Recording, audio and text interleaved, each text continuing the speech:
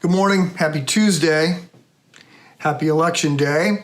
Quite a day for our country. My son's news summary newsletter, the pour over, started this week by saying that even by 2020 standards, this is an interesting week.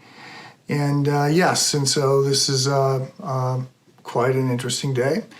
I do hope that you vote, and I hope that you are grounding your hope, grounding your attitude, grounding your confidence in Christ, in God, in those eternal promises, and not in some election results. I think today will be fascinating. Maybe this week will be fascinating from a political theater standpoint. I'm very curious to see how things roll out, and praying for our country and for the church, and praying for all of those things that we've talked about. So we are in Hebrews chapter 12, and yesterday we looked at verse 12 of Hebrews chapter 12, and it's part of this see to it passage. It's part of these four admonitions that get set in front of us. So the writer is shifting. The last part of the book becomes more practical. That's often what happens with some of the New Testament letters. We get some theory, we get some theology, we get some big ideas, and then there's implications. So we're moving into an implication standpoint.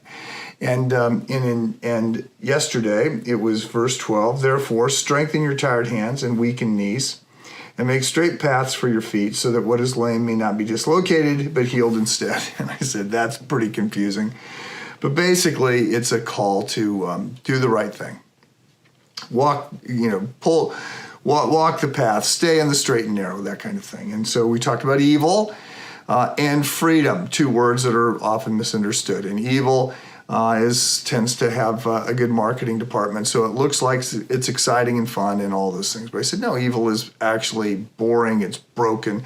Love the word or the phrase banality of evil that came out of that 1963 book written by the Jewish journalist and philosopher Hannah Arendt about Eichmann, one of the Nazi masterminds, and he's supposedly this evil dark lord, and at his trial it turns out he's just this boring mid-level bureaucrat who just didn't ever think, and it was just sort of shocking that he was so ordinary, and that evil is just like that. It doesn't inspire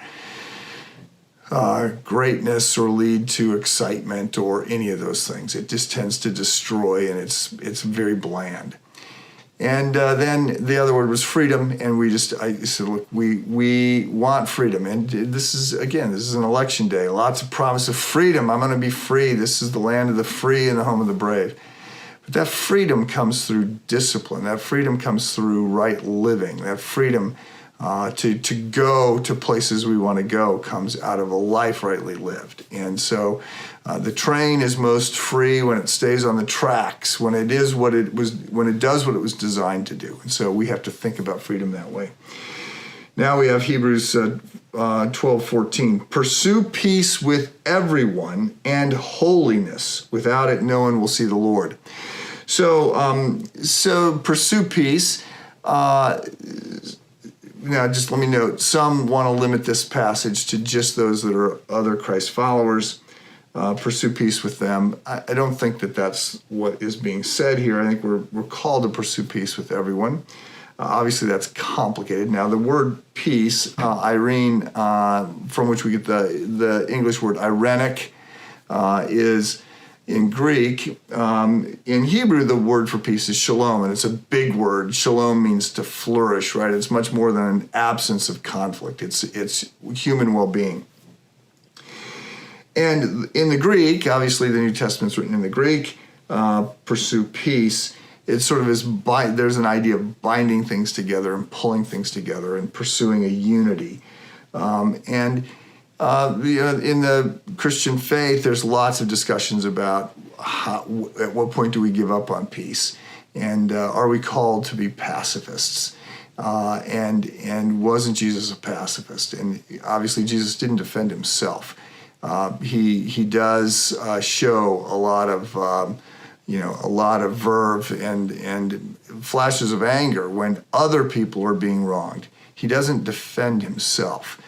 And we've tried to figure this out. What does it look like to be a Christ follower? So pursue peace and holiness.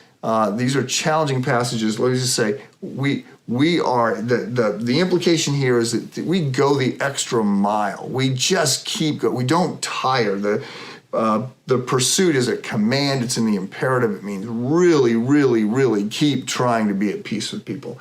And holiness, sanctification, spiritual vitality, grow towards Christ. These are things, in light of who Jesus is, right? Be giving, be loving, be gracious, pursue peace, keep trying, and holiness. Seek Christ. Without it, no one will see the Lord. These are good words for us on this election day. Praying for you, praying for the country. God bless you. We'll talk tomorrow. Bye-bye.